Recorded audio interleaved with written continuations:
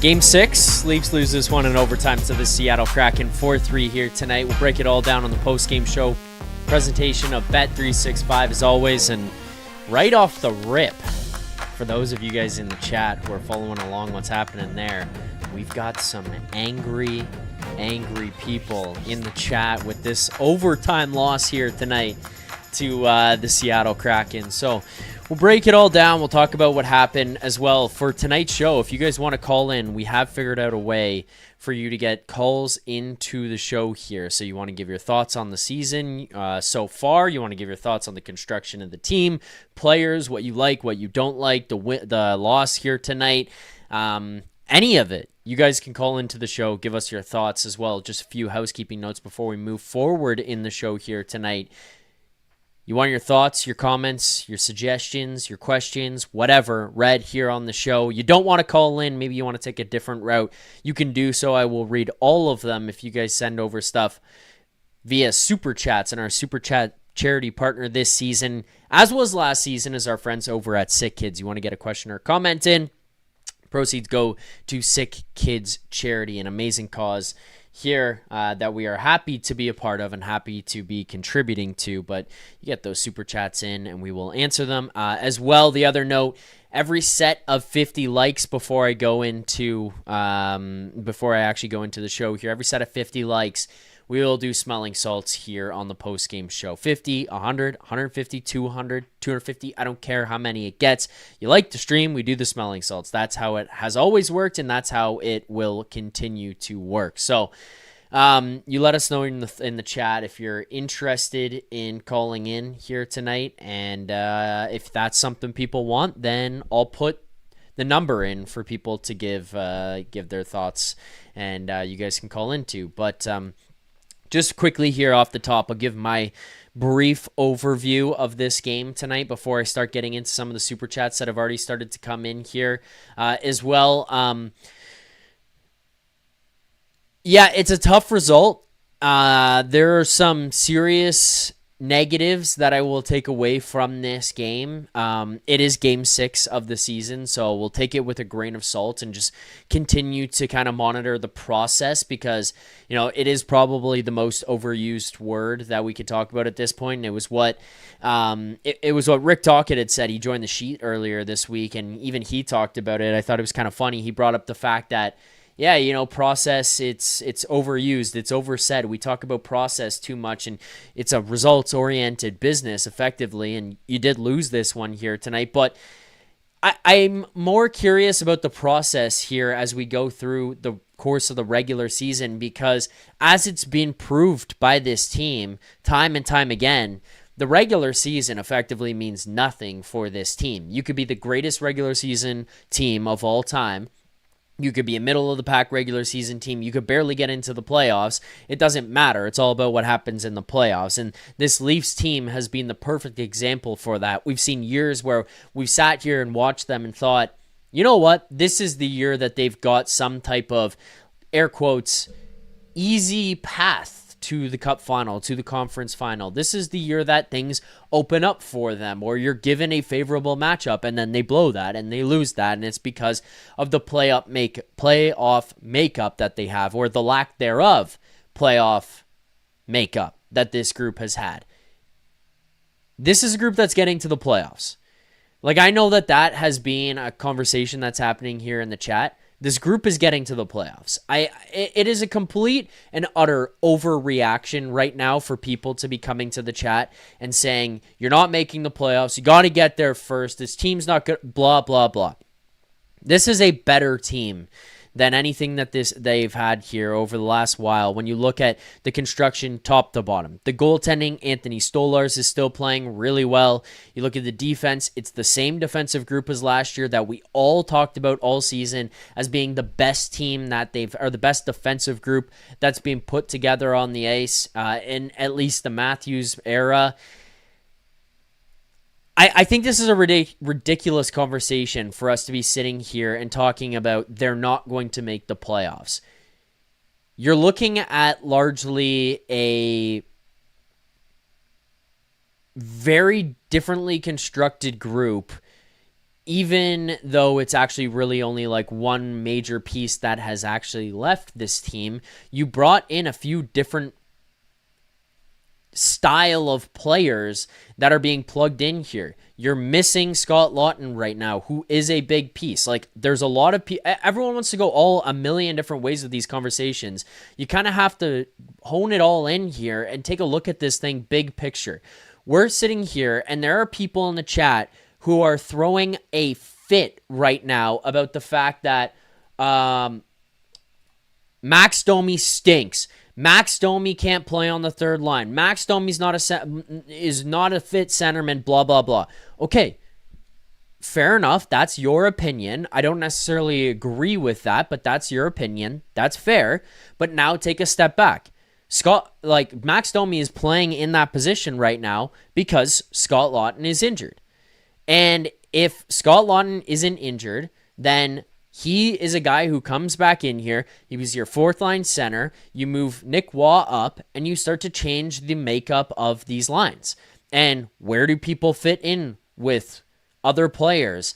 And what is the chemistry that's being built here with this team? You know, I see in the chat, the Phenom. Zach, you're delusional. This is not the best team they've had in the Matthews era. Scott Laughton isn't a big price. He's a fourth liner. Big piece. He's a fourth liner. Scott Laughton is like a second or third line center on a lot of other teams. He just is. Yeah, they probably paid a lot to acquire Scott Laughton, and maybe they did above market value. But he's a piece that is giving you depth in your lineup into that fourth line. We saw him all preseason long. Like, the people right now who are ripping on Scott Laughton, I mean, I'd go out on a limb and say these are people who are not really watching Scott Laughton much before he got to Toronto and don't know what it was that Scott Laughton can bring to the table on a game-to-game basis, let alone when it comes to a more physical, heavier, tougher style of hockey, and how he can impact a game. What he was in Philadelphia was at least somewhat close to the value that they paid for him. It's reality. He's the first person to admit that when he came here to Toronto, he struggled to fit in. He was gripping his stick too tight. He was overthinking things. Okay, so now he's going to come back into the lineup in whatever, a week, couple weeks, however it is. He looked a lot better in the preseason. That's a piece that changes things.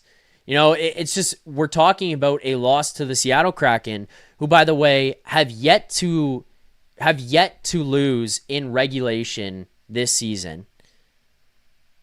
They're finding ways to go to overtime. They're finding ways to win in reg. They're getting points here nonstop. Their goaltender has been playing really well. Now, I'm not going to pretend like the Seattle Kraken played some outstanding game here tonight. They played well enough to be in this one. The Leafs had a bunch of chances they didn't capitalize on.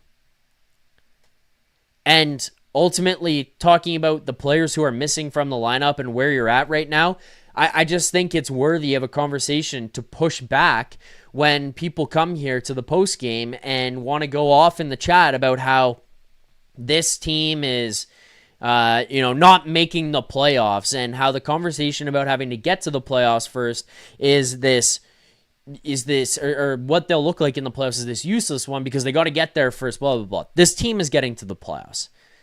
This team is getting to the playoffs, and to be smashing a panic button the way people are right now that they're not going to get there is just ridiculous. And we want to talk about how, you know, it's an overreaction, or like people, like we come here and it's, oh, you forced this guy out of town because you were too hard on him, blah, blah, blah. It's 6 games into the season. The team is 3-2-1 and currently sitting third in the Atlantic, 1 point behind the Red Wings and the Habs right now. And the conversation that's happening in the chat is that this is a team that's going to miss the playoffs and will be lucky to make the wild card. It's fucking ridiculous, to be completely honest with you. It's 6 games in. This is process over results more than anything at this point. More than anything. It could not possibly be more process over results. And Yeah, it sucks to lose these ones, and it sucks to have it go that way. And there's going to be some real obvious things that we're going to call out here on this postgame show about what went wrong for these guys, but there's also pieces that went right.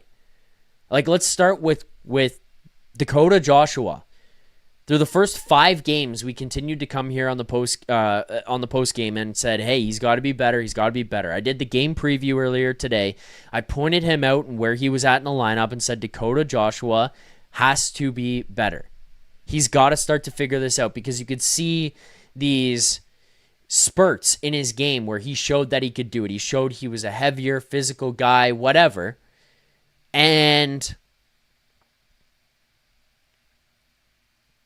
I mean,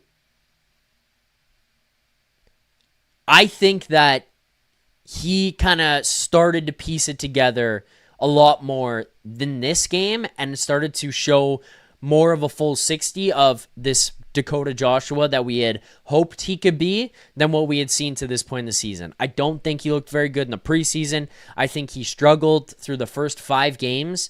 And then by the time you got to this one here tonight, I thought Dakota Joshua was a bright spot. I thought John Tavares was a bright spot.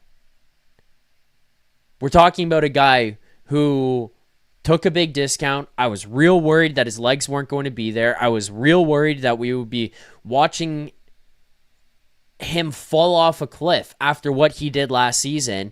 And he finds a way to turn back the clock here tonight and put together a real strong performance. Scores his 500th career point with the Toronto Maple Leafs. I thought he looked impactful. I thought he had a lot of opportunities here. Scores 2 goals. I thought Johnny T looked good. So there's another one. Anthony Stolarz continuing to show that he's a guy who was worth every single penny, if not more, of what he got in this preseason where he did sign that contract before the beginning of this regular season. I thought Anthony Stolarz continued to look really good here tonight. I've got some thoughts on the defense. I've got some thoughts on some of the forwards that were here. But again, I'm going to give credit to Nick Waugh. I don't think he blew us away. I don't think he looked amazing. But I think Nick Waugh, I thought he looked good enough. You're talking about a guy who's playing on your fourth line center. Playing as your fourth line center, sorry. I thought he looked good. Matthew Knies, every single game, you know you're going to get the same consistent effort out of him. I thought he brought that again here tonight. Matthews. Don't know that he dominated this one.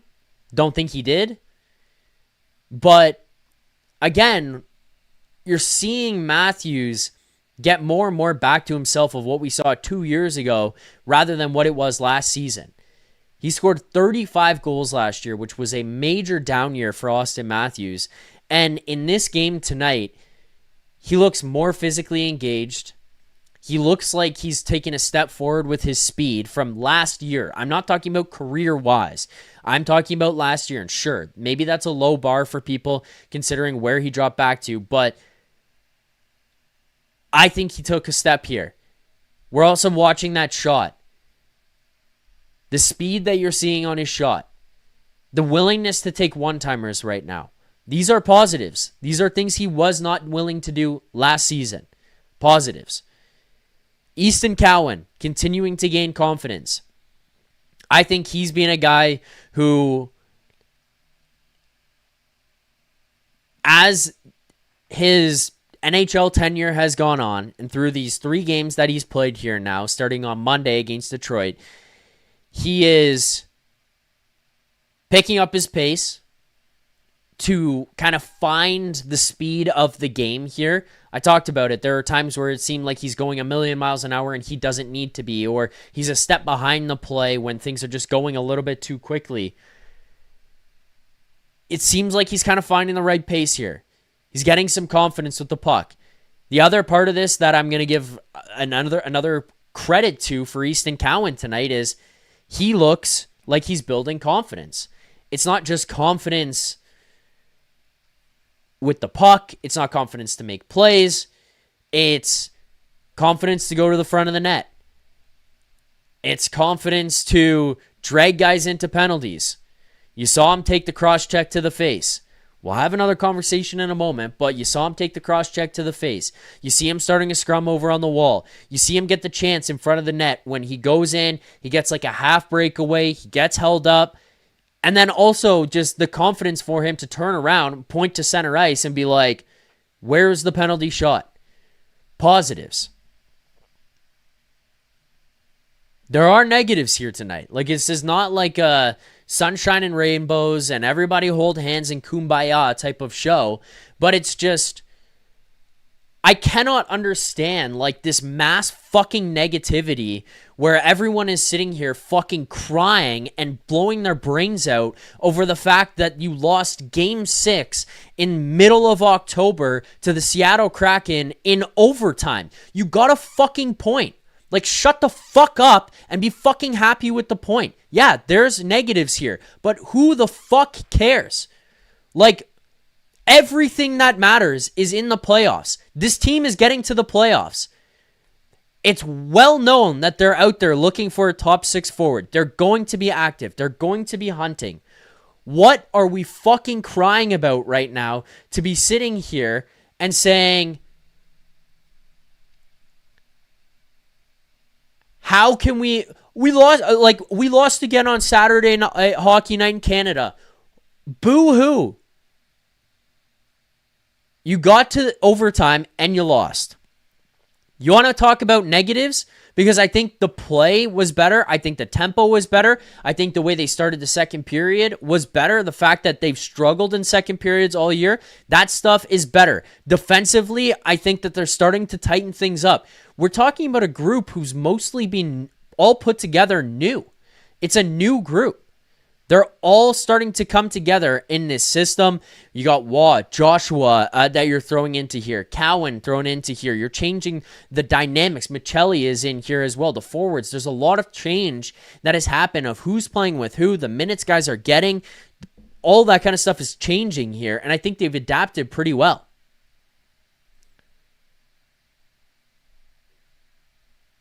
Every year. This is nuts to be coming here and be talking about how it's over. This team can't do it. Honestly, I'm gonna open this up. You guys want to call in? Everyone wants to have some type of fit here tonight over this loss, which I think is unreal. It's an overtime loss that we're talking about. That in the middle of October. And we got people just absolutely throwing tantrums over this one here. It's unreal. See if we can get the link here to this one. But people want to call in. You want to give your thoughts. I'm gonna send the link into the chat here. You guys give your thoughts on why you've already given up on the season 6 games in. What is it that is making you call it quits on the Maple Leafs 6 games in? There's the link. You want to give your thoughts, click on that, jump in, and we'll get people here on the post-game show to give your thoughts. Right there at the top. Click that Zoom link. You guys can call in. I think there's a way that maybe in the future we can get a telephone link for people to call, but as of right now, that's probably the best link for us to use. Yeah, I mean, I'm just not at that point. The one thing that I will be at is with frustration and will be on the same page as everyone else is the lack of response for things is starting to really, really bother me. But it's just, what am I going to expect? Like, I feel like numb to the situation now. Like, we are not 6 games into this situation. We are 9 games into this where we're just watching over and over and over again. Guys get hit. Guys take like liberties on Leafs players. Guys run into the goalie and there is no response. Easton Cowan takes a cross check to the face. Sure, you're going to the power play. Fucking grab somebody. Somebody get involved. Somebody get in there and grab someone. Someone do something for that. That's the type of shit that I will accept and say that is frustrating. That is worthy of people coming here and being pissed off about, because I'm on the same page, and that stuff will drive me absolutely nuts. Like, that is pathetic. Watching Brandon Carlo stand there, push Schwartz in, and then stand there with his hands in his pockets while his goalie goes nuts and has to defend for himself is insane. Like, that is nuts to me. That is unacceptable. And fair for people to be pissed off about. Completely fair. We got a caller on the line here, so I'm going to open this up, and I'm going to take the first caller here. Welcome to the show on Leafs Nation After Dark, a fan favorite, someone who's been here many, many times before. Welcome in, Maxentius Decimus. Maxentius, how you doing tonight? Actually, pretty good. You know, I didn't think I'd come in saying that because I was annoyed at Nylander in overtime, but yeah, you know, we had a kind of rough night, but we got a point. There's some ups, there's some downs. You know, there's stuff to talk about, but I'm feeling good. How about you? I mean, I assume you saw off the top. I'm feeling mostly fine with this one as well. There's obviously frustrating elements of the game that, like, drive me nuts for sure. I'm not going to deny that. But we're talking about game 6 of the season. You pushed it into overtime. Tavares looked good. I thought you saw some spurts out of some other guys. You saw Johnny T look pretty good there. Like, I think we're starting to see the defense figure things out and become more of a cohesive unit. We watched in the second period. It took, I think it was 8.5 minutes into the second period for Seattle to get their first shot on goal. Like, those things to me, Maxentius, those are positives. And I'm just worried about process right now. Like, we're not 0-6 to start the season. We're not the fucking Buffalo Sabres in panic mode. I think that at this point, looking at this record, what is it, 3-2-1 right now through 6 games, that stuff I'm good with. You know, you're replacing a 100-point player, and people want to, people have this imagination that they've conjured up that overnight things are going to be better. It's not the reality.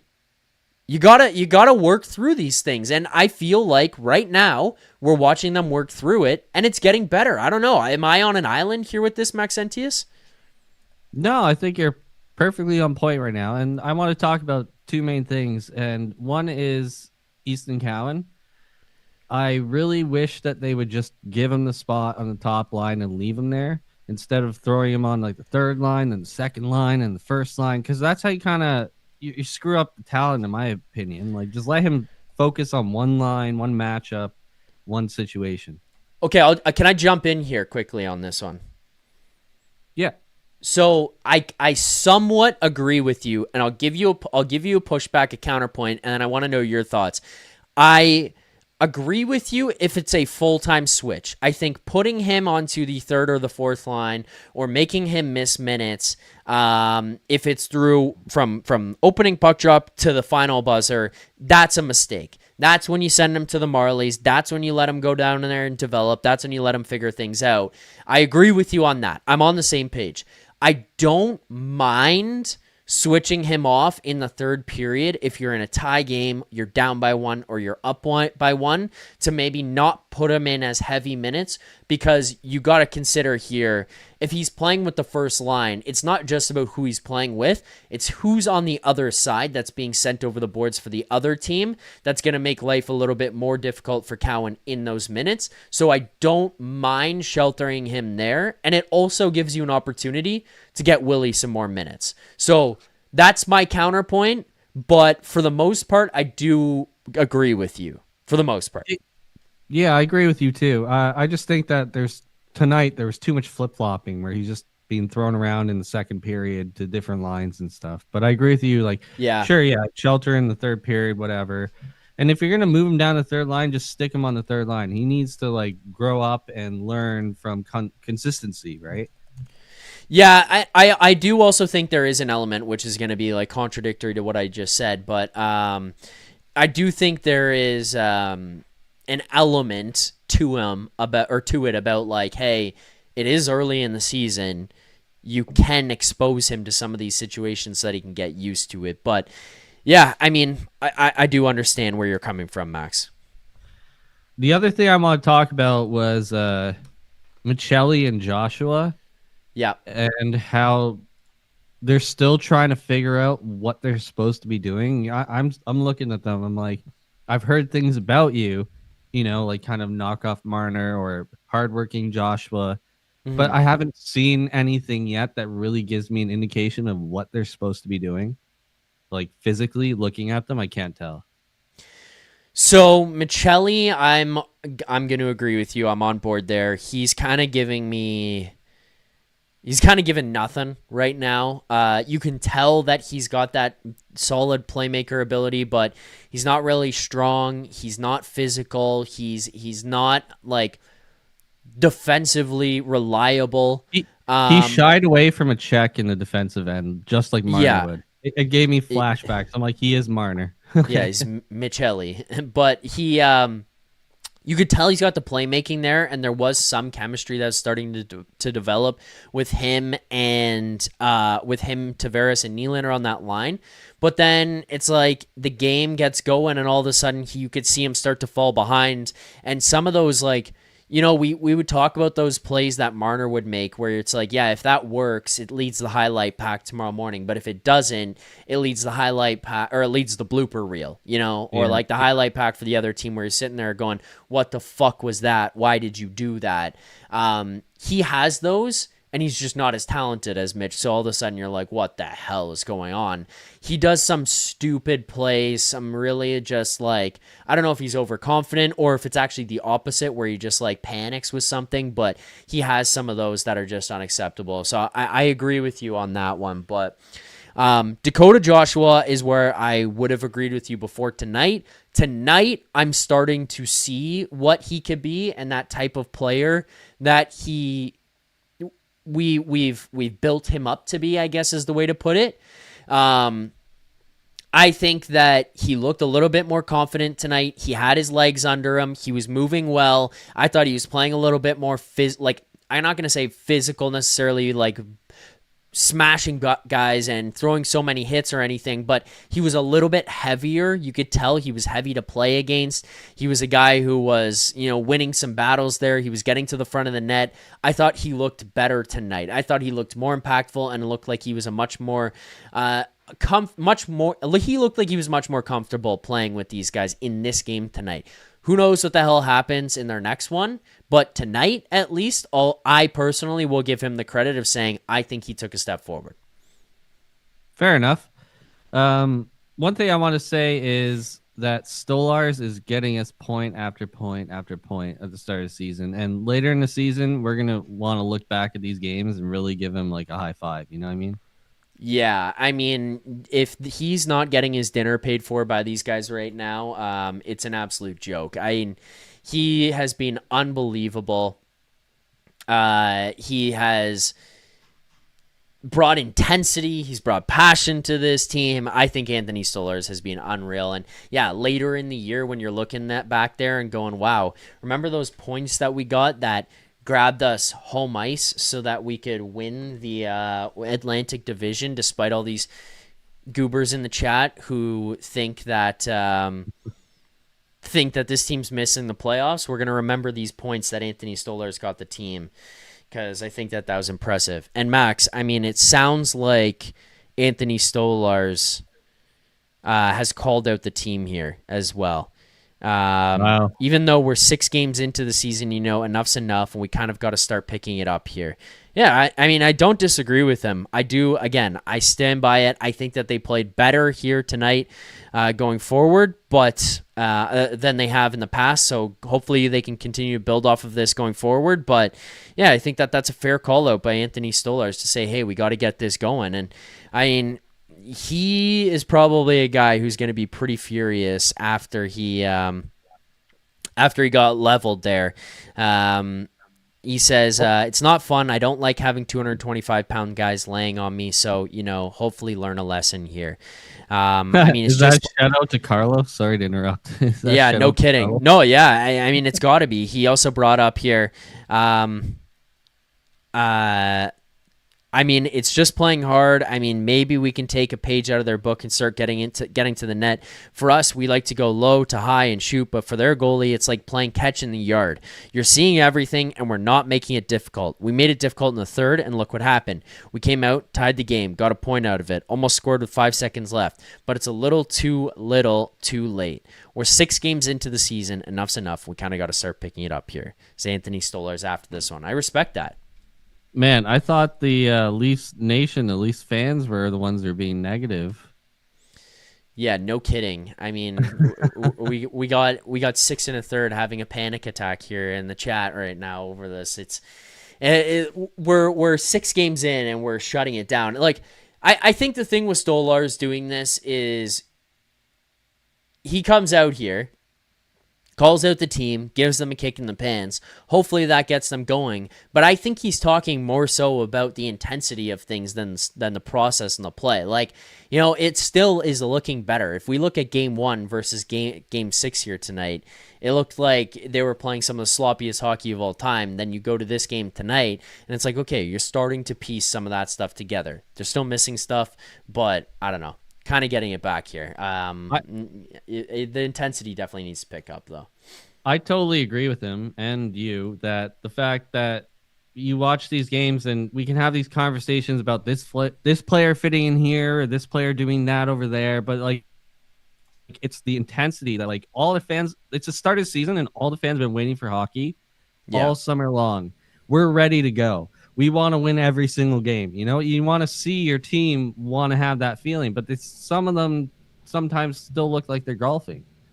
And it just it sucks to see. And if you're Stolarz and you got run over twice in one night and you're watching that firsthand, honestly, he's the one to be the one to talk, right? Like he tries every bloody night. Yeah. 100%. He's the one who's got the passion there when the guy does run into him and he's just watching this guy lay down and nobody have any response. He's the one who steps up and gets after him. Max, any final thoughts here before we let you go tonight and go on to our next caller? I think Matthews looked good, Tavares looked good, and Stolarz looked good. Those are 3 players that I'll take home tonight. And have a great night. Yeah, I would probably agree with you there, Max. I think that's a fair assessment. Thank you for calling in. I appreciate it as always, and I look forward to getting to talk to you again. Later. All right, there you go. Maxentius Decimus jumping on here on Leafs Nation After Dark to help us break this one down. If you want to call into the show, make sure to hit that link that is pinned to the top of the chat. We are just waiting. Getting in our next guest here on the line. He'll be joining us in 1 second, but quickly before we get to our next one, let's get to our super chats that we've got waiting for us here on the side. First super chat.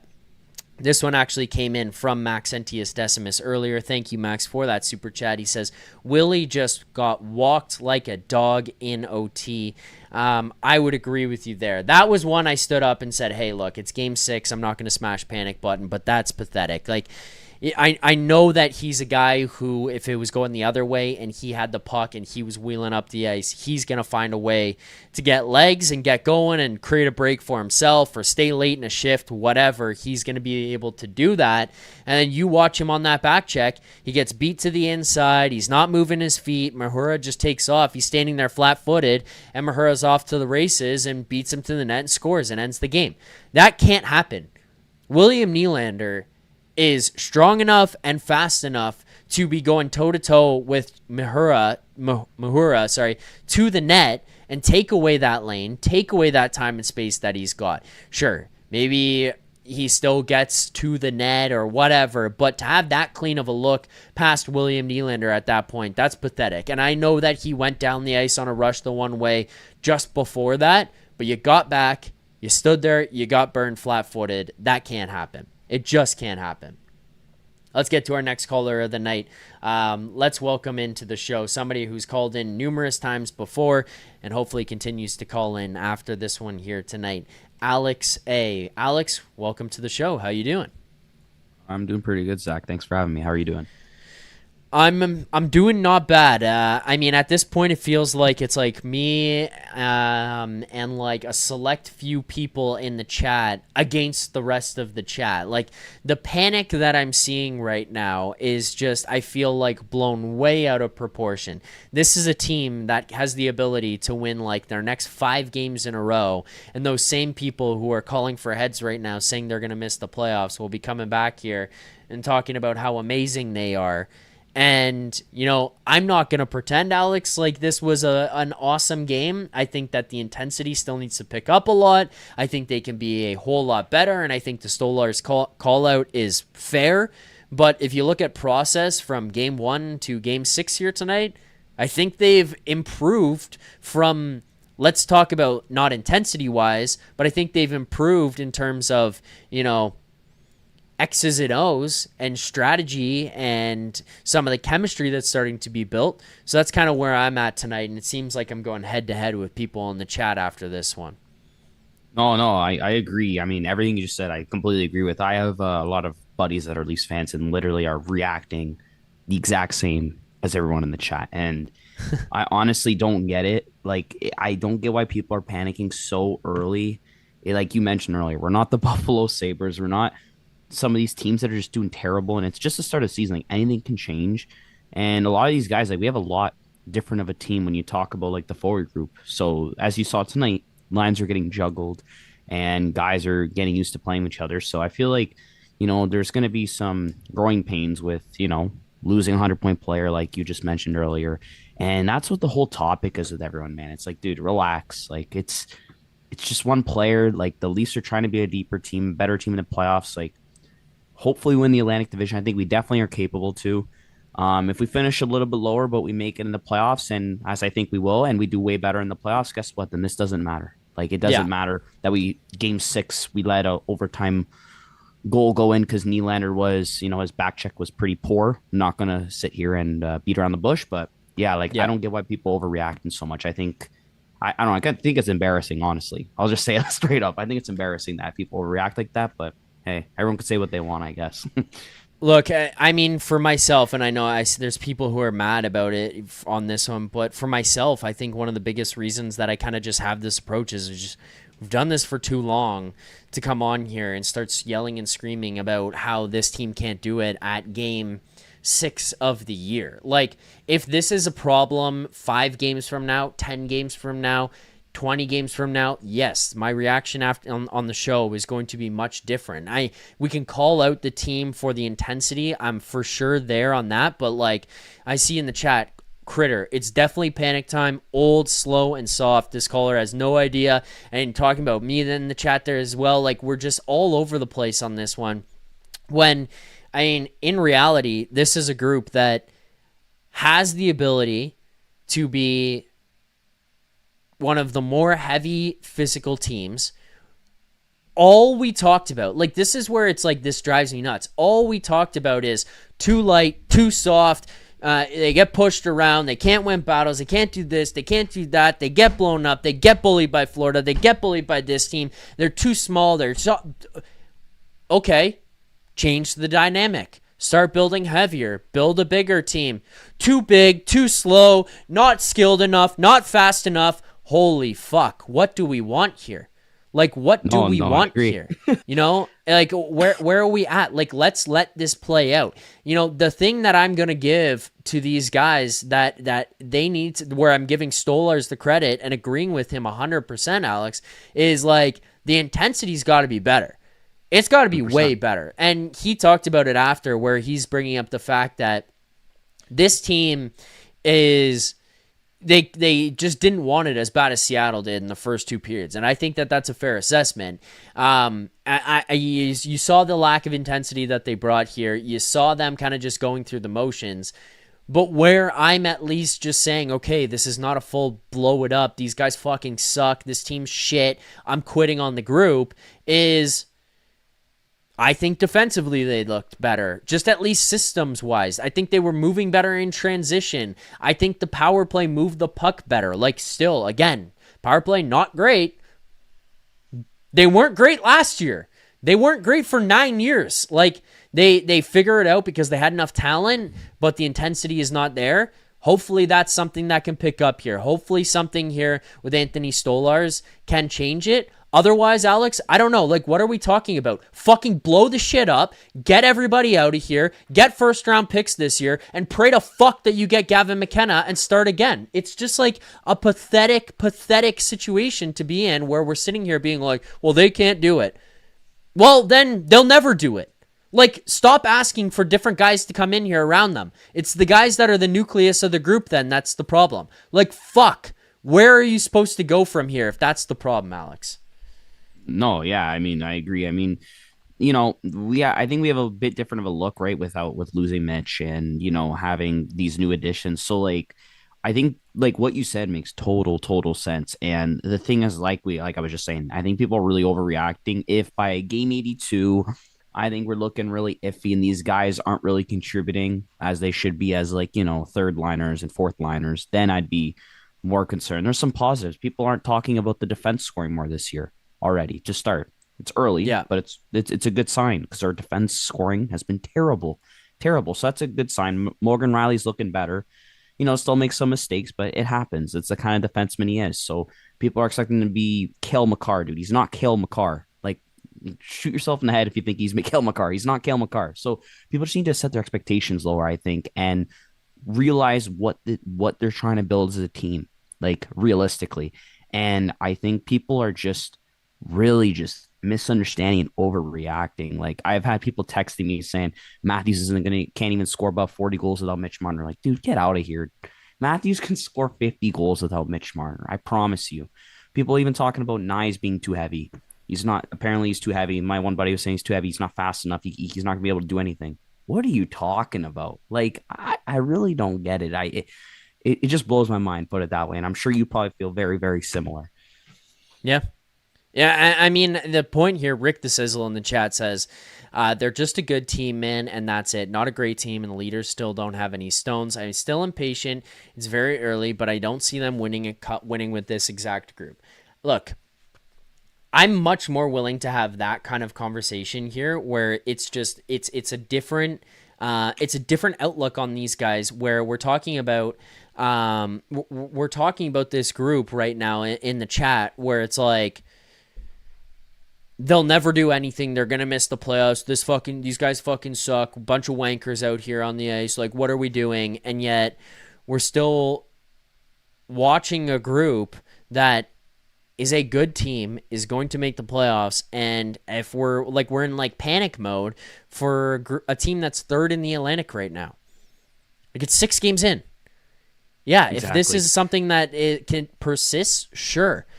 Watch what happened last year. Like, where were we at to start the season? Watch where we were at through the previous 5 seasons. How many of those started unbelievable, where the team came out of the gates and was 6-0 right away? Were we sitting there saying it's a Stanley Cup season? Like, let's not smash the panic button right now. Like, let's give this a little bit of time to play out.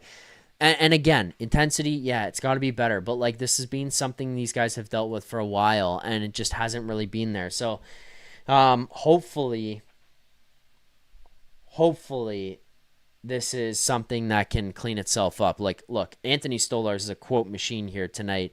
Mark Masters asked them, just early season issues. Stolarz said, I mean, a lot of guys have been here for a while. Over time, you can't let someone beat you up the ice and gets a clear-cut breakaway, calling out William Nylander there. A minute left, you want to be on the ice. In that situation, you got to work hard. It cost us a point. Look, this guy is calling everybody out tonight. The thing is, it's just an effort issue. And that is where it's like, this is a good team. They have the ability to get over the hump. This is an effort issue, and I don't think they've ever been called out like this before. So maybe this is something that changes it. Like, William Nylander got directly called out by his goaltender there tonight. Yep, exactly. That shows. I mean, it shows a lot from Anthony Stolarz, realistically, I think, and like, it really is gonna, like, I think the coach hearing that, especially seeing how Stolarz reacted after getting hit by Marchment. Like, I think that really has got to send a message to your team. Like, I really think it does, because the intensity we know what skill they have. I think the skill set they have with these guys, if it can mesh with the new additions and stuff, can be amazing. Like I was mentioning, it's just that intensity, like you said. If that intensity can just improve, who knows what the team can do? Like, you know what I mean? Like what's the Yeah. possibility? We need to see that, and if we can see it from lines 1 to 4, that'd be awesome. Like that'd be awesome. And it's so early. Maybe some guys are just, I don't know, like, but it's just the effort. Like some guys you see it, of course. Brandon Carlo, I don't know what he was doing. I He had a tough genuinely do night not tonight. know. He had a tough night, but like some of that effort, like, dude, like come on. Like in Boston, you putting up with that? Hell no. Hell no. Yeah. He knows he's getting healthy scratched if he's not putting up with that kind of stuff in Boston. So what? In Leafs land, you're okay because we traded a first and Minton for you? Like, come on. You gotta Yeah. like just more intensity. That's it. Like, especially from him. I was really disappointed in him with that because I thought more of Brandon Carlo in that aspect. I didn't expect him to completely drop the mitts and just batter the guy, but show some resilience. Like, show some effort for your goalie. Like, you got to protect your goalie, and it looked like Stolarz was just doing it himself, I guess. Like, I don't know. Yeah, look, the other thing is just the final thing, Alex, I kind of think on this is just like if at the end of the day we come here and we're talking about, oh, like this team doesn't have the makeup, they don't, then it's over. Like shut it down, get everyone out of here and quit. Like quit. Matthews traded, Nylander traded. I guess maybe keep Cowan around. Carlo gone. Riley gone. Stolarz, you might as well trade him. Gone. Everybody gone. Get them all the fuck out of here. Like start again. Because like if we're gonna talk about this and we want to complain and complain and complain, then that's the next result. Like that's the next place to go with this. Clearly, bringing in other guys around them is not going to work. It's got to start with them, and they've got to be able to do it. And if they're not going to do it, then this team never will. Quit. And then we want to have that conversation. Then people are just going to say, no, no, no. Like, oh no, that's not what we're saying. Don't tank. Blah blah blah. Like, where are we at here? Do we want to go back to pain? Like we want to go back and start again? We want to go back to just Be the Chicago Blackhawks being and missing playoffs every year. We want to go back to the Phil Kessel days when we were like, oh, like okay, and then you were on the bubble and you missed and you got a mid-round pick. That's what we want to go back to? Sure. Start again. Fuck it. Like this is a team that we're basically just is a good team. You're letting Brad Treliving change some things, the identity about these guys and where they're at around the pieces around them. Okay, sure, all that kind of stuff is changing. It's going to have to start with those guys. Like those guys are going to have to buy in, and once those guys buy in, yes, then maybe now we can get to a point where things will work. And if they won't, get rid of them. Like I don't want to see any of this anymore. Get rid of them. And then we'll see how fun it is to come on here and watch games and do the show every night. Like then we'll see what the chat is like and where we're at on like breaking down this team. Like it's fucking outrageous. And honestly, I think it's pretty pathetic. Like I'm somebody who's pretty willing to get on the group and give these guys shit, and people are in the chat are all pissed off that like I'm calling out the chat for the negativity right now. But like it's so absurd. It's so absurd to me right now to be quitting and giving up on the season in October. It's October, yeah. Alex. What are we doing? It's game 6. It's game 6. There's so many more games to play. Let's breathe. Oh, I don't get it. Like, look at Florida last year. They made it as a wild card too. Of course, they had some injuries, but guess what? They made it, and guess what? They won a cup. Are we the Florida Panthers? I'm not saying that. But no team has a smooth season all season, except very few teams. Why? Some teams just, I don't know, just have that consistency. Some guys just stay a healthy team and get that chemistry. And, that's something, of course, we'd like our team to be. And I just, like I said, I completely agree. You're very cutthroat about how you feel about the way the team is performing on the ice. And, you will talk down on the team if you think it's, necessary. And it is so early, and, I'm just being optimistic. I'm not saying right now they're going to win the Stanley Cup. That's what people are, like, reacting. I'm reading the chat a little bit, and, like, I'm not saying they're going to win the Stanley Cup right now. We don't know how this team's going to perform game 1 of the playoffs. And then now people are going to say, oh, well, they're not going to make the playoffs. Well, we'll see. We'll see in April. We'll see in April, and you can talk then. But I don't get why people are just so negative game six. Like I said, I have friends that are like that right now. It's so irritating. And they're like, oh well, why are you being so positive? Well, because dude, it's game six. It's game six. Come on. Like I really don't get it. I feel like me and you have a lot of similarities here with how we feel the season's going so far. And I do Mm-hmm. agree that I think it's better from game one. This game from game one is definitely some improvement. It's not been like a night and day thing, but definitely I've seen improvement from most games, which is a positive this early in the season. That's what I think. Yeah, and I mean, look, there's a lot of comments coming out here from Anthony Stolarz following this one. It seems like he's just having a field day. With quotes, how many points are we going to leave out there? The potential's there. We have the skill, we have the grit, we have the grind. It's just frustrating that we just can't put it together right now. Like, I'm in agreement with Stolarz on this one. And again, to the start and to all of this, like 2 years ago when the Oilers went to the Stanley Cup final for the first time, they opened the season in shambles. Like, they had a brutal start to the season. They fired their coach. I would look at this team with the Leafs and argue that the defense is better right now, just from 1 to 6, like where you're looking at, the high end on Edmonton's was probably better at that time, because I believe that was before they got Ekholm, was probably better than the Leafs 1 through 6, probably better than where theirs was at. Theirs obviously improved and is, I would say, better now, but you look at that, you look at the goaltending, our goaltending is better. You look at the way that they were built out through the rest of their lineup. Like, this team, the Leafs, the way that they're built right now, the Leafs, they're getting more and more towards that playoff style that we've seen other teams go deep with. It's just like we're smashing panic button here on a team that's 3-2-1, and the biggest concern for me is, again, intensity. Where you look at that Oilers team, they went to the Stanley Cup final. They started the season terribly, like pathetic. Their coach was fired. St. Louis won the Stanley Cup being in last place in January. The LA Kings win the Stanley Cup by being 8th place going into the playoffs. Like, these guys, I'm still holding out hope that with one of those main pillars being gone, with Matthew Knies kind of being elevated to be one of the guys to be looked at, JT taking a little bit of a smaller role, that things can and will change. I want to see a bigger body of work before we come back here. And we actually have a genuine conversation about where this team is at, without it being in game 6, and then we're just we're just quitting on these guys. I can't do that right now. It's way too long of a season, and we're way too early into this one. It is frustrating, the effort that we saw tonight, 100%. And I think probably would have spent more time focusing on that here on the post game tonight than where we ended up kind of going when we were bouncing around and thinking about these guys. Just because it's like game 6 and we're hitting panic buttons saying the season's over. I'm not in a position right now to be saying that. I'm not happy with stuff, and I would have been more willing to talk about the game here tonight that we saw if the whole general conversation didn't get pushed to the point of the season's over and we should quit.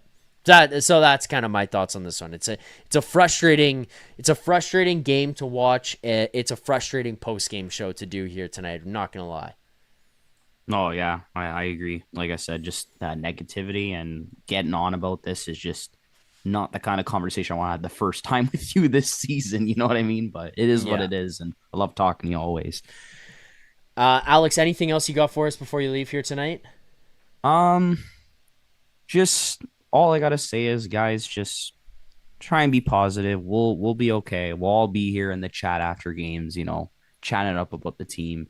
And to next game watch, they're gonna win, and guess what? Everybody in here is gonna be saying they're winning the Stanley Cup.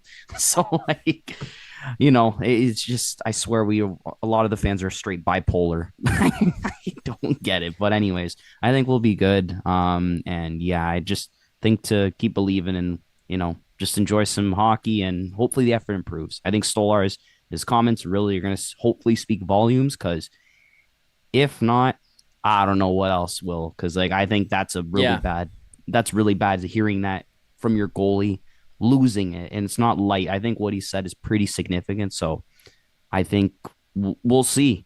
We'll see if what he said is really going to affect these guys. And if not, then I don't know. We'll have to evaluate when that time comes. Yeah. Yeah.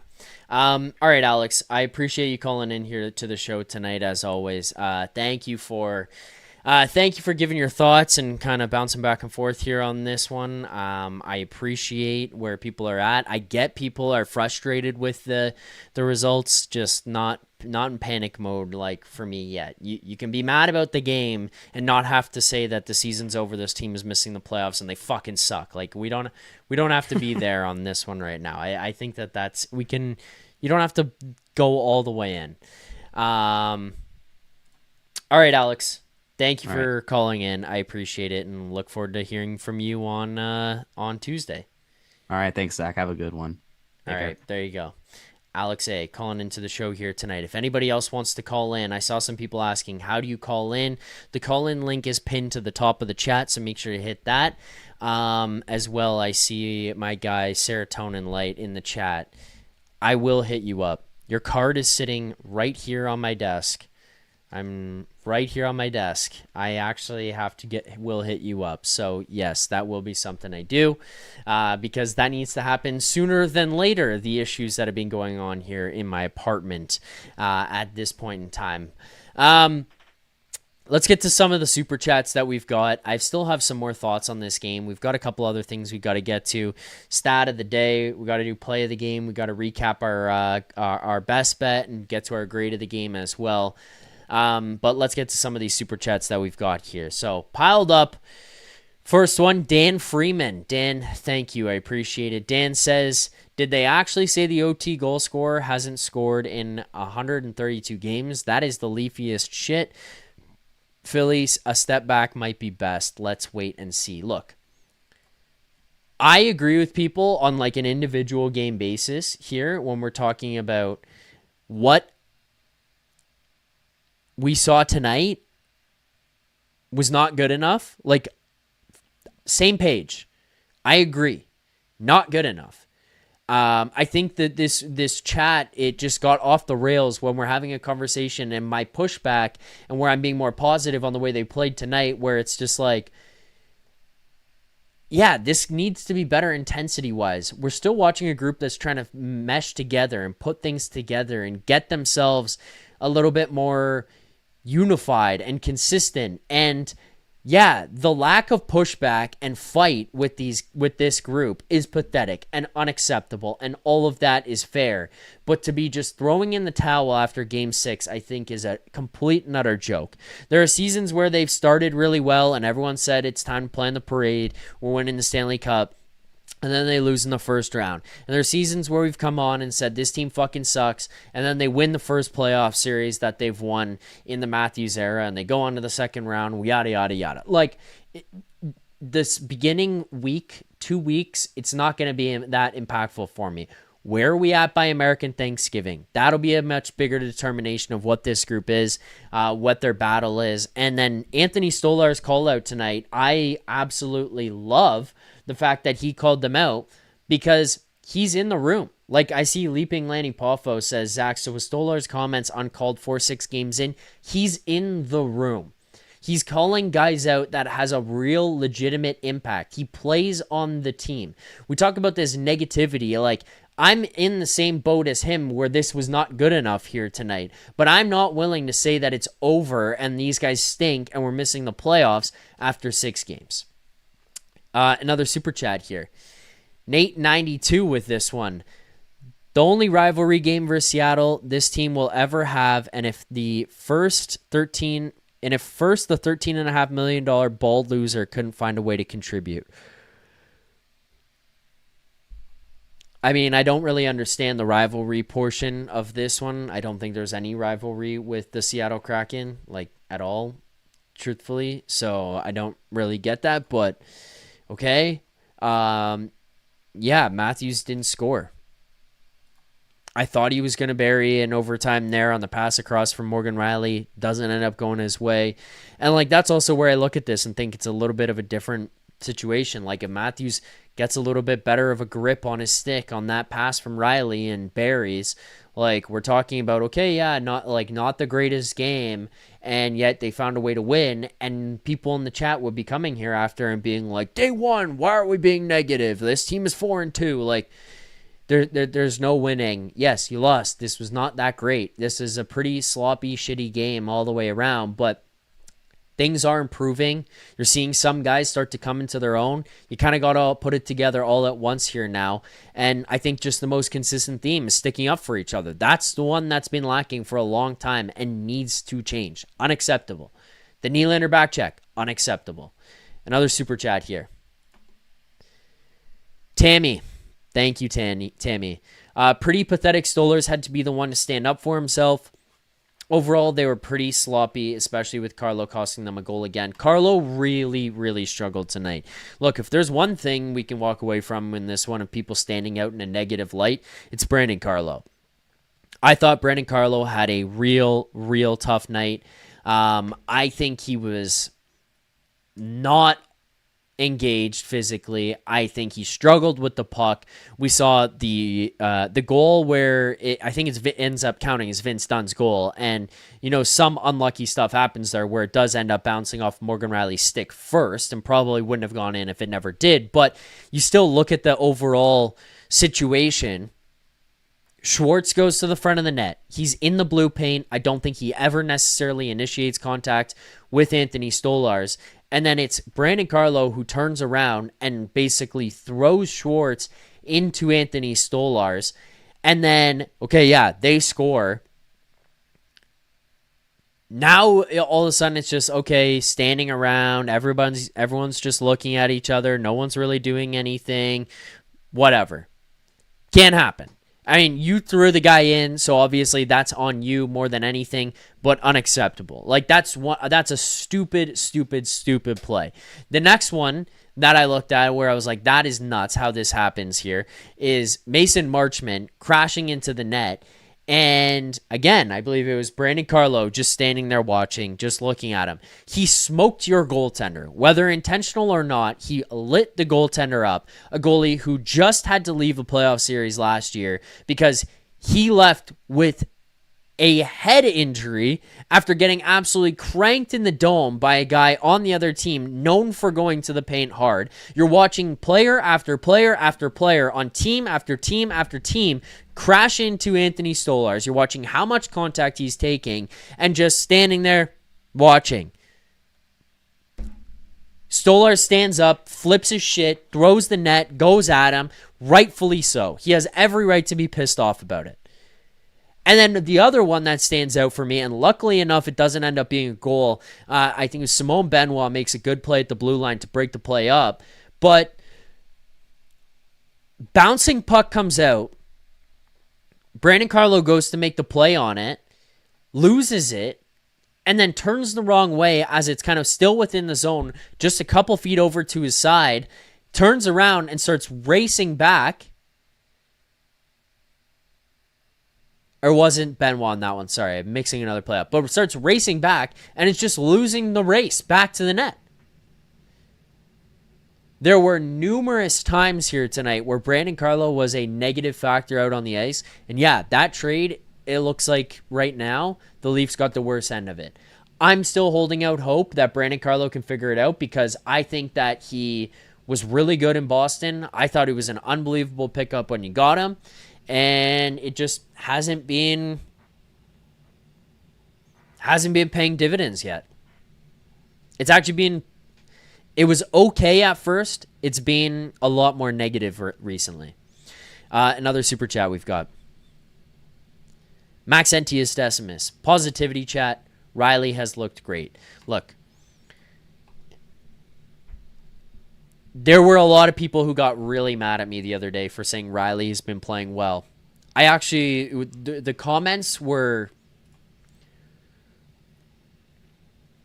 the comments were something. I brought up the fact that Morgan Rielly has looked better. He's looked like he's kind of got himself starting to go back on track of like the Morgan Rielly that put up points and looked calm and comfortable and happy and was creating offense and all that kind of stuff. Like, he looked like he was kind of getting it back. And then it's like, this guy doesn't know hockey. He doesn't know what he's talking about. Morgan Rielly never has been and never will be a good defensive player. Like, we need to get that through our heads. He is overpaid. There is nothing we can do about that. Stop looking at the contract. Stop asking the guy to play defensively. He does not. Like, that's not who he is. The best he ever was when he was stuck with a defensive partner like Ron Hainsey.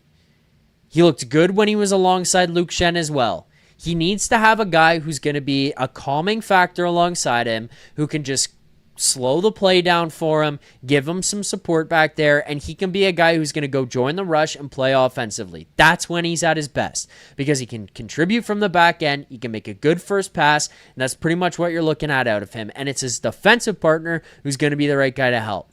Morgan Rielly is looking more offensive. He's looking more confident, more comfortable jumping in the play, jumping in the rush. You're seeing him actually get on the board, score, get assists. Like, he is contributing. That's a positive. I'm sick and tired of the fucking conversation we have over and over and over again about the fact that Morgan Rielly, he wasn't good defensively. He's never been good defensively. He's been in the NHL for like 14 fucking years, and he's never been good defensively. What are you waiting for? Like, what are you waiting for at this point? That's not who he is. That's not what he will be. That's never what he was or will be. Fuck. Like, stop. You're going to make yourself go crazy asking him to be that kind of player and wondering why he's not. He never has been.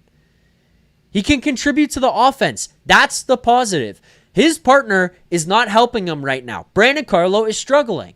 We saw them change things up actually during this game. Jake McCabe ended up playing a bunch of shifts with Brandon Carlo. Chris Tanev ended up going with Morgan Rielly. That's probably helpful.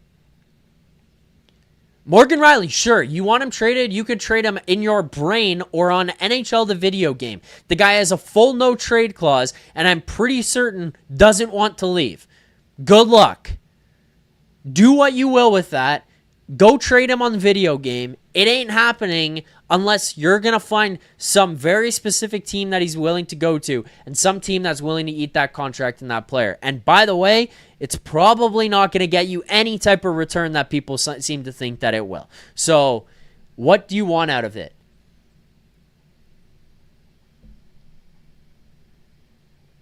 He's playing better offensively.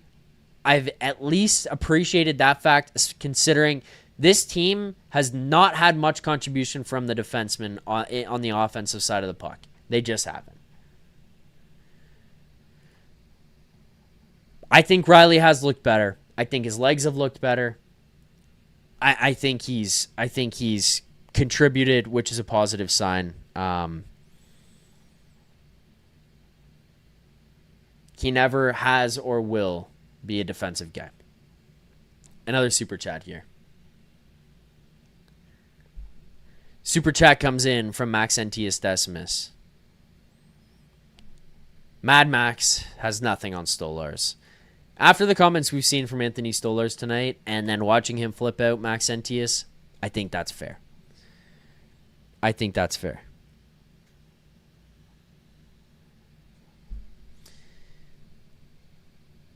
All right, let's keep it rolling here on the post-game show. Let's get to you know what? Let's get to our stat of the day. You know, the stat of the day, we'll just run over some basic numbers that we've got here on the show, on the program, from the game to recap things that went on. And our stat of the day, Crave the Stats, is a presentation of Uber Eats. Uber Eats is enabling fans to maximize their fandom all season long with exclusive game day deals on the app. From game day eats to paper plates and napkins if you're hosting, to all the ingredients you need to make your favorite game day dip.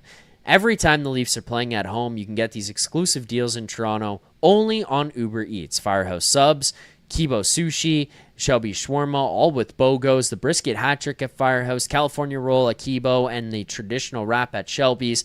Buy one, get one is the deal. Before, during, and after the game, Uber Eats is assisting every fan's hockey experience all season long. Let's get to our stat of the day. Just a quick rundown of the box score. Easton Cowan, 2 shots on goal. He had a hit here tonight, a block shot. Easton Cowan, I think, has continued to develop some confidence. I think he looks a little bit more comfortable out there. He looks like he's physically maturing.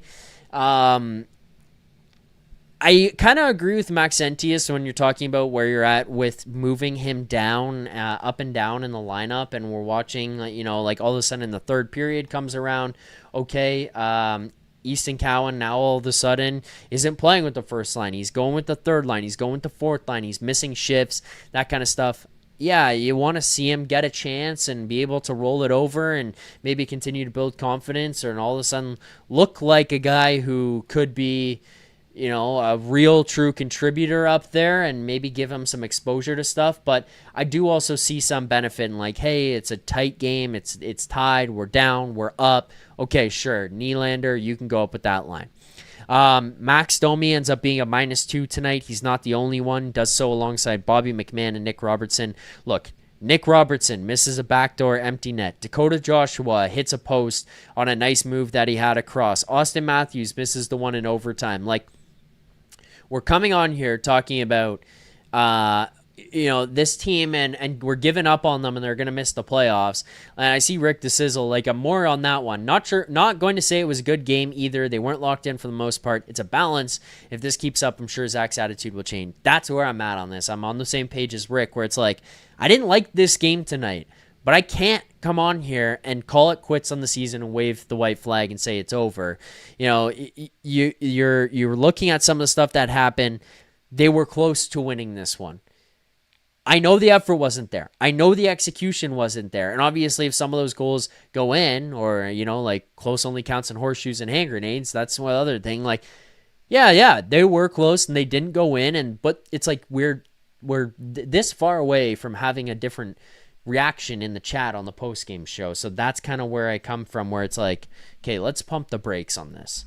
Some other notable things here tonight. You want to talk about Dakota Joshua becoming a more physical player. 7 hits tonight. He leads all skaters for the Maple Leafs, leads all skaters in the game in that category as well. Next closest was 4. A few different players in the game had that. On their cards tonight, Auston Matthews walks away with 4 shots on goal. He has an assist. Matthew Knies gets an assist here tonight as well. Also, only 1 shot on goal or 0 shots on goal for Matthew Knies, which he's a guy that you want creating. You want involved a little bit more than 0 shots on goal. And I think that kind of goes to say what happened with that line tonight, and just the fact that you didn't notice some of those guys as much. But he's a guy that I want involved more. Johnny T, 2 goals. Power play does score. That, like, I saw a tweet out there tonight, the power play is 1 for 13 since Mitch Marner left. Like, the power play was 3 for 30 to start last year with him here. So when we're going to talk about things changing, yeah, there's an adjustment period, but it's not like things have fallen off a cliff. So I think everybody needs to just take a step back and relax a little bit. Those are your stats of the day. We do have another caller on the line here, so let's see if we've got this set up here. Let's welcome to the show, I believe for the first time ever, correct me if I'm wrong, but welcome to the program, Raf. Do I have Raf here? Hello there. Sorry if Raf. there's any background noise. Hello. No, you're good. You're good. It actually sounds pretty crystal clear right now. Raf, how's it going tonight? I'm doing all right. I'm a little disappointed that my Leafs lost, and I'm sure the chat is as well, but what can you do, right? Like, I know that it's only game 6 and we shouldn't burn the boats, but I think the reason why people are very upset is because ever since, a decade ago that we got Matthews, and they keep losing and losing and losing, people are so emotionally invested, and they expect things out of Matthews, and we expected things out of Marner, and I think all of us just get really upset whenever they lose, because it's like, over the time, it feels like they don't play like a team. And we kind of saw this, I think, a couple years ago when we got Shen. Shen said something in an interview about them going to like team dinners and saying that they weren't like eating together as a team. They were like sitting in their own separate rooms. And I think Yeah. whatever happens off the ice affects you what's going on the ice. And so if they're not participating as a team and they're just playing by themselves or in cliques, there's no way that you can really play well at all on the ice. I feel like their talent's just been carrying them. Correct me if I'm wrong. No, I would agree with you. I think it's part of what I've kind of said about like the power play there too, in a different degree, but it's like, it doesn't feel like it's clicking. It doesn't move that fast. It's not as connected. It's not like this cohesive unit when you watch the power play, but they've got enough talent. They're bound to score goals. They're bound to find a way to get on the board. And we're watching a power play that's hard to watch in years past, I'm talking about at least. And yet all of a sudden you look at the end of the year, okay, they're 9th in the league. And it's like, well, yeah, this isn't fun to watch.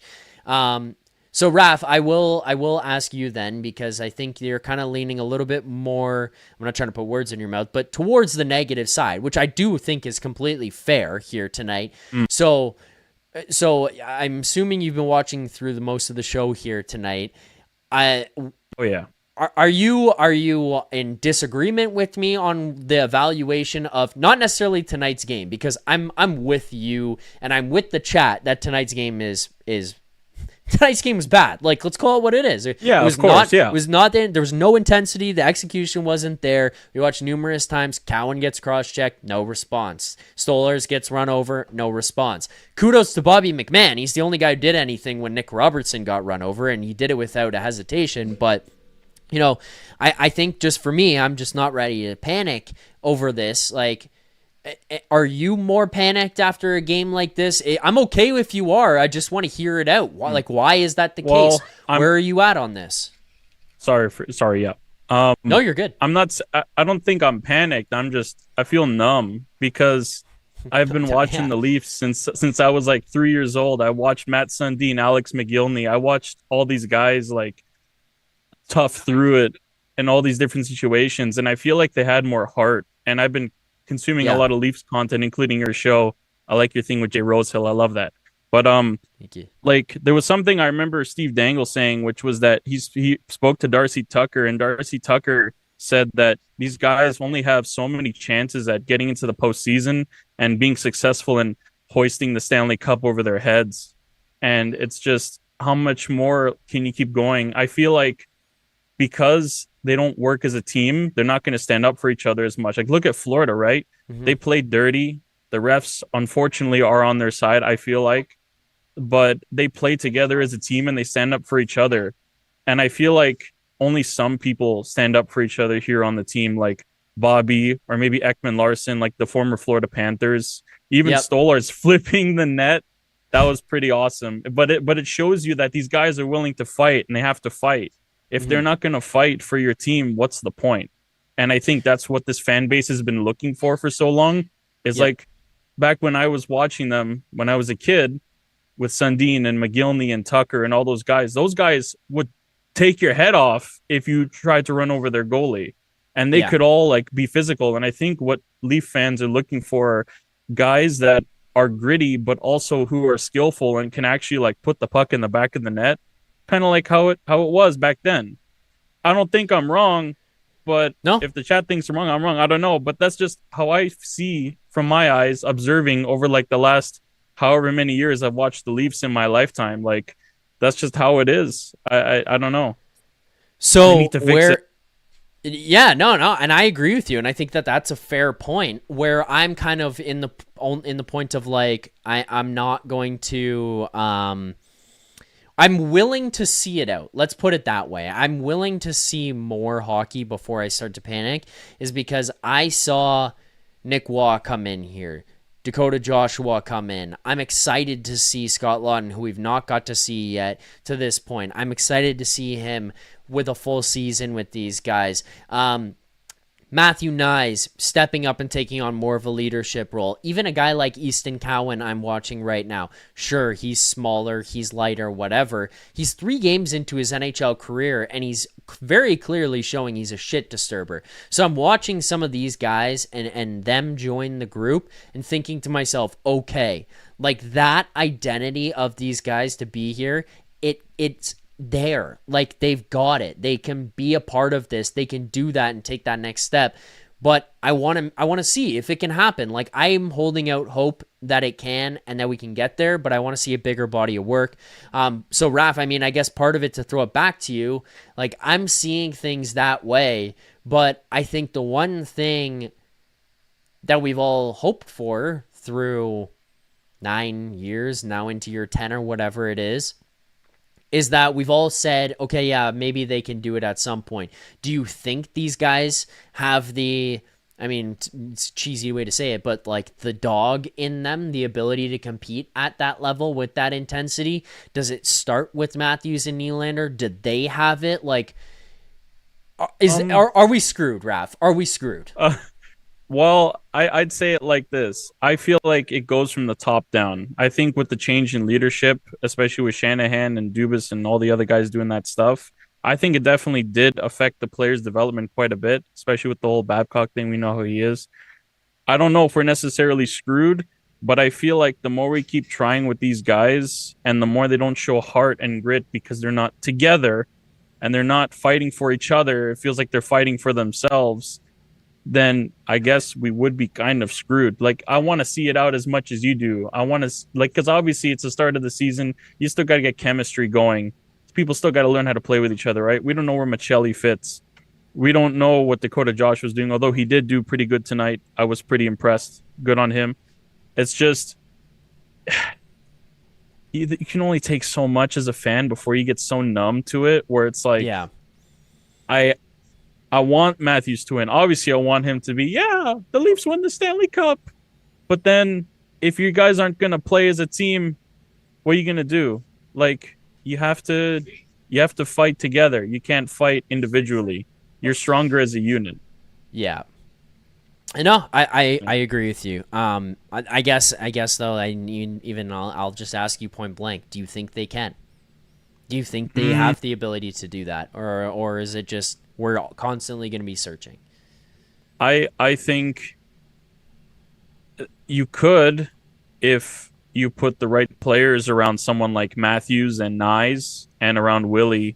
The problem is you also have to get those players, except for, like, Knies already is physical, but I feel like Matthews should even be more physical. I think Nylander should be more physical. Willie Nee, like, you see him, he barely checks at all. He sometimes doesn't even go into the corner. Like, when he does hit, it's like, oh my God, a surprise birthday party.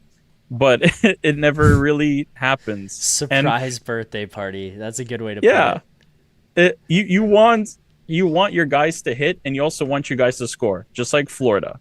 Like, we see that dog, for example, in like Steven Lorentz, who we got, from Stolarz, from Ekman Larson, the guys who won the cup.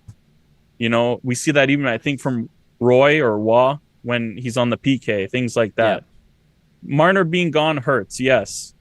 But Marner didn't hit. Marner would always get knocked off the puck. You need guys who are physical but can also score. I know that sounds old school, but I'm sorry to say, I grew up watching Don Cherry on Coach's Corner on Saturday night, and that kind of rubs off on you. And I also grew up watching the Leafs that could do that, hit and score, even if they were crap. You need those kinds of guys in your team who have that dog in them, like you said. Can they do it this year? I think they'll squeeze into a playoff spot. Will they get far? I don't know. You got to see who you can put on that team. Maybe you can ask Jay Rosehill to put on the skates and come play for them, because I bet you he could fucking do better than some of them. I bet you. Yeah. I know. And he's got more intensity in him than some of these guys have in like a finger on Rosie than some of these guys have in their whole bodies. I agree with you there. All right, Raph. Well, I appreciate you calling in. I hope that you do so more in the future. I will open up the link and let people call in and give their thoughts as we continue throughout the year. Last thing I'll ask you before I let you go here. Any final thoughts? Anything you got for us before you wrap up tonight? Anything else pressing that maybe we didn't cover tonight and you wanted to bring up? I would say let's see just what happens this year, and let's pray to God that Treliving makes some good moves and that the Carlo trade does not blow up in our face. And also, go Blue Jays, because they're playing tomorrow, I believe. Yes, they are. I pray to God they fucking win. Same, Raph. Same. Otherwise, this is just a god-awful weekend. Like, Exactly. just ultimately all-time miserable. All right, Raph, thanks for calling in. I appreciate it. I hope you enjoy the rest of your night, and I'm going to hop on that train as well. Go Blue Jays. Take it easy, buddy. See you, chat. Okay. Take it easy. There you go. There's Raph. First-time caller here on the show. I enjoyed that one. That was a lot of fun. Hopefully Raph calls in again in the future as well. Reminder to you guys, you want to call in, you want to give your thoughts on the game, on the team, whatever. Make sure to hit that link in the future. We're done for today in terms of our caller. And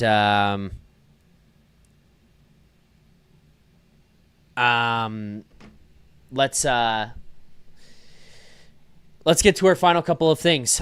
We've got all of our super chats that we've gone through here. One thing that we got to do here before we can move on, we did hit 50 likes on the show, so thank you guys for hitting that like button, subscribing to the channel. We have to do smelling salts. That's just part of the show. Win, lose, tie, season start, season finish, doesn't matter.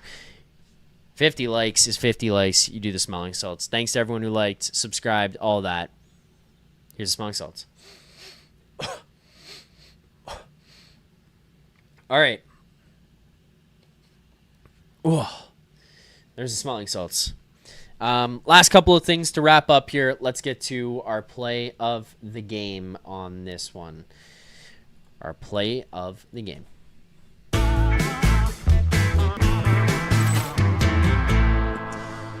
Okay, play of the game for me is... I think I'm going to go with the Johnny T shot that went in and out so quickly. You barely even saw it. Look, I believe he's, 35 at this point. We're talking about... Last year, we're going into the season talking about whether he's got to move to the wing, if he's got the legs to do it, if he can find a way. And he puts up an incredible season. There's now worry about what his contract comes in at, how expensive he's going to be, and he takes a huge discount to help these guys, to help build, to continue to be a part of something, try to build towards winning a Stanley Cup. I was worried that it was going to fall off and this was going to be the year, and maybe it does at some point during the season. I think he started a little bit slow for the first couple of games and out of the preseason, but I think we're starting to see that JT that we saw last year to an extent, where he's just very effective in how he moves around the ice. Like, this is a guy who's very effective finding his spots, finding his positioning, getting around the net, getting shots off, scoring. I kudos to JT for just continuing to find the legs and find that battle within him at the age that he's at. And that goal that he scored, puck bounces out. It's Nylander fishing for it, and the guy's feet pops out.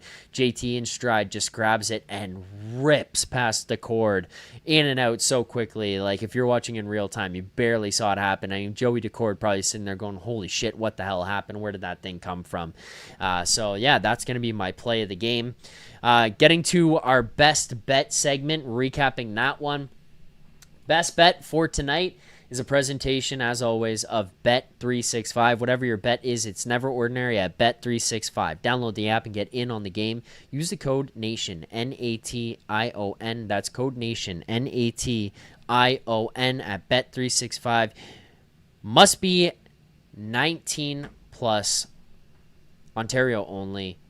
Please play responsibly. Best bet tonight ends up losing, unfortunately. It was an Easton Cowan point. Look, the kid had some chances. He looked good. He looks comfortable. He's getting his legs under him. I'd still like to see him get some more opportunities in the third period. I do kind of understand why Craig Berube is taking them away and giving it to William Nylander, but even at that, I still would like to see him go. That $50 loss, half unit loss on this one, brings us down to 1.93 units. We are up on the season, so we still have a profit of $193. 6 games, 8 best bets. We are sitting at a 4-4 record on the season. So Easton Cowan does not record a point tonight, and we lose that best bet. But I mean, again, I'll give credit to Easton Cowan. I thought he looked good. Process over results, I guess, if we want to give ourselves a little pat on the back. I thought he was all over it. He had a couple of chances, just doesn't bury. Unfortunately, doesn't get a point either. That doesn't help us. Okay, let's get to our final segment before we close out the show here. And also, we have quickly, before we get to that final segment, quickly another super chat. Super chat comes in from Maxentius Decimus. Maxentius says, play the game. Stoli flipping the net. Yeah, Stoli showing that type of jam. I have some respect for. That could be play of the game as well. Grade of the game. Send your grades in the chat there now. Let us know what your thoughts are on this one. Grade of the game for me. Man. Grade of the game, unfortunately, is going to be low on this one. I think we're going to be looking at like a C, like a D plus, C minus maybe. Stolarz, I thought, looked good. Again, he made some big saves. Save percentage not going to reflect that. 857 here tonight. The power play scoring I thought was good. I mean, outside of the one, this is where I'll give them the credit. The penalty that takes place, I think it was the Marchman one that ends the period, and then you go into the third period opening with that. Opening a period with a power play when you have a break in between does suck. Like, if you go from, when you're playing minor hockey and you go from the first period to the second period and you have the break in between, but it's like 30 seconds and then you go out and continue the power play, it's not that hard because you're just basically rolling over. When you go from the second to the third, I'll speak on this from experience, and I'm sure a lot of people in the chat can at least understand this. Even just relating to minor hockey, when you're older and you have the flood in between the second and the third period, if you go back out and you've got 45 seconds to a minute left on a power play, once you go into the third period, it gets kind of hard because you're just not like up to speed right away, and it's just a little bit uncomfortable. They end up getting another one right away, and they looked good. So I'll give them credit. They scored a power play goal, and they scored it real quick on that next one that came up. But power play still, execution-wise, has not looked great. I think I'll give them at least the credit in the last like 2-3, where it's like, okay, we've seen them move the puck around with a little bit more purpose, and their feet move more. But still, it's not where it needs to be. So there's some improvement that needs to happen there.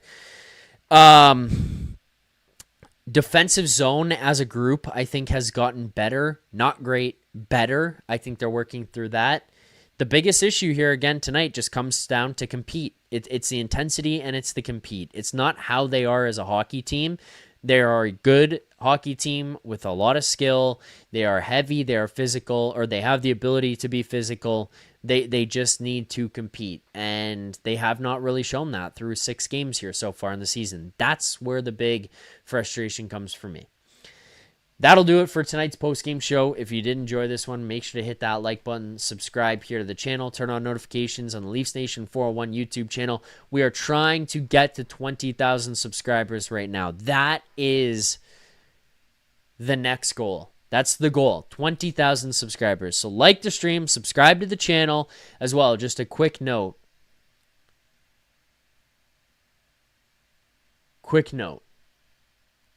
My show is also on podcasts. Turn on automatic downloads. It helps me out. TLN After Dark, you can find it wherever you get your podcasts. Just turn on automatic downloads. You can listen to the show back. If you missed the show in real time, you can go watch it on there. Obviously, continue to come here on YouTube. But yeah, you can listen on podcasts as well. That'll do it for me for tonight's show. Thank you guys for watching. Thank you for liking, subscribing, all that kind of stuff. Nick and Rosie, I think, is back on Monday as well. They're back Monday morning, 11 a.m. Eastern time, right here on this channel for Leafs Morning Take. I will be back on Tuesday when the Leafs take on the New Jersey Devils. Tuesday night, I'll have a pregame video earlier in the day and a postgame following that one. Thank you guys so much for watching. Appreciate it as always. Until Tuesday, keep believing. For more content just like this, including game previews, post-game live shows, Leafs Morning Take Monday through Friday with Nick Alberga and Jay Rosehill with special guests, as well as instant reaction videos, make sure to be subscribed here to the Leafs Nation YouTube channel. Turn on notifications so you don't miss anything, and drop